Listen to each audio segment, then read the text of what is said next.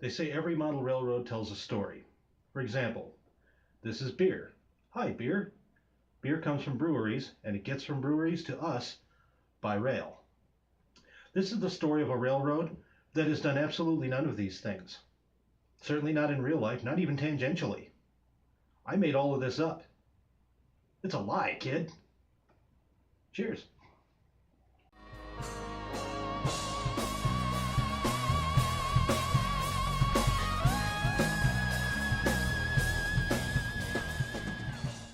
For this update, I'll talk a little about the removal of the long switching lead and how that will affect the design of Rice Yard. We'll see more scenery in Myrtle Place and other areas. I do a little bridge work, and I get a little bit done on West Metro Petro. So, I made a few changes to the Rice Yard track plan to bring it more in line with the prototype as it was during the end of its existence. As part of this, I decided that the long switching lead simply would not do, and eliminating it would also solve the need for some unprototypical crossovers and the attendant switch motors. I would also make a better show of the road crossings that will be modeled in this area, since they did not cross 3 tracks at Colfax, and Walnut Street did not really interfere with any turnouts as far as I can tell. Of course, there isn't much to show beyond that, since my progress has been in the other direction. I have been laying down more basic ground cover wherever I can, which is just about anywhere that doesn't need a structure.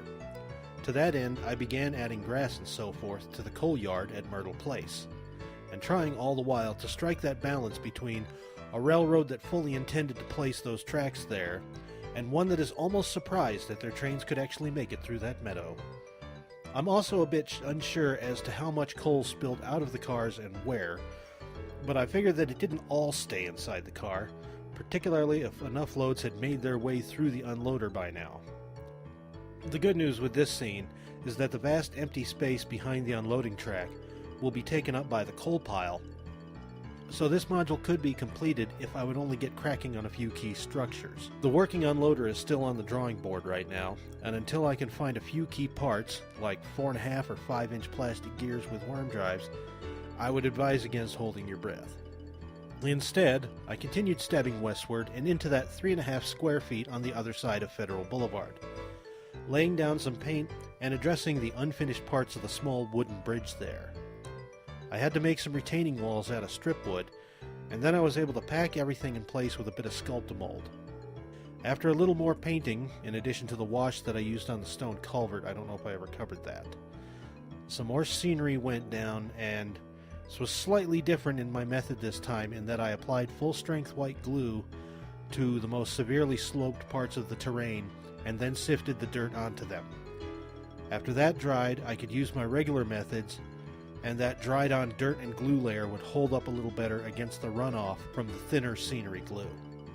In other bridge work, I grudgingly dragged the Platte River Bridge back to the workbench for some more nut bolt washer castings, but I only got about a quarter of them in before my patience ran out, so maybe I'll have this one done in a couple of years.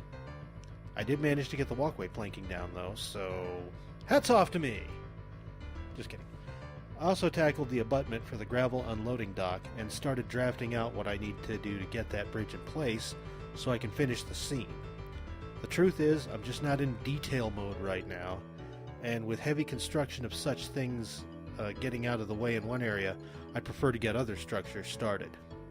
Since we're in this area, by the way, let's have a peek at the other half of this module, the oil side.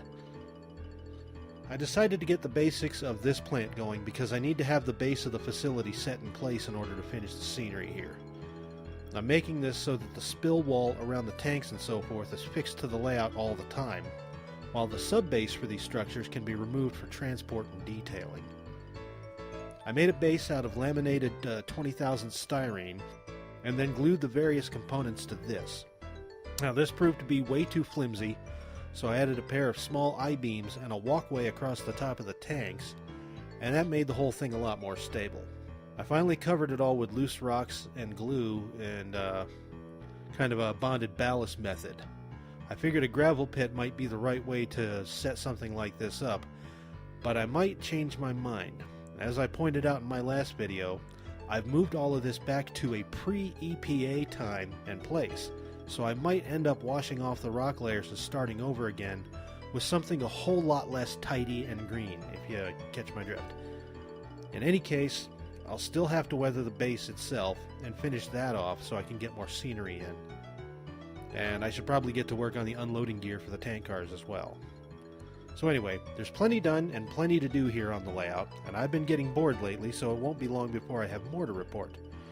Until then, thanks for coming out.